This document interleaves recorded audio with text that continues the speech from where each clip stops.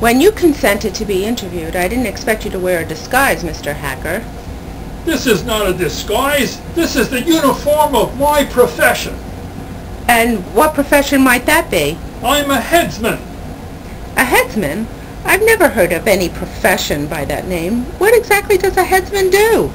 Well, I'll show you. You know, a headsman. Oh dear, you mean you actually cut people's heads off for a living?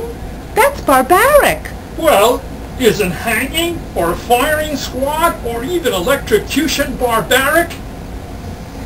I'll grant you that. I think any form of execution is an abomination, but decapitation has to be one of the most inhumane.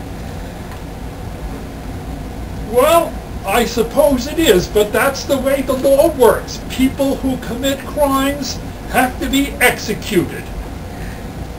Tell me, then, have you ever beheaded a convicted prisoner yourself? Well, actually, I haven't.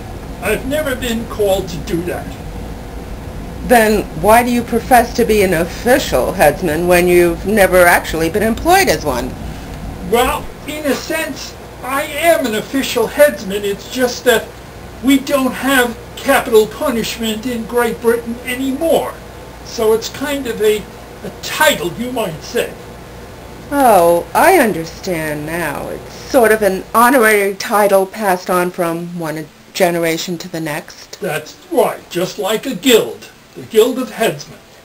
So tell me, Mr. Hacker, why did you emigrate to America and what brought you to High Falls? Well, you see, Parliament abolished the position and I was unemployed. And so I thought if I came to America, where there's so much forest land, I could use my skills as a woodcutter.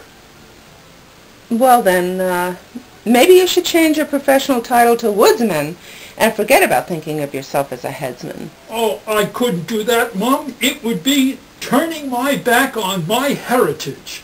My ancestors, all the way back before the Magna Carta, had been headsmen. I must say, this has been one of the most unusual and educational interviews I've conducted so far.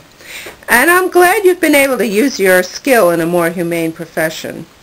I may even ask you to chop some firewood for me sometime. I'd be glad to do it, Mum.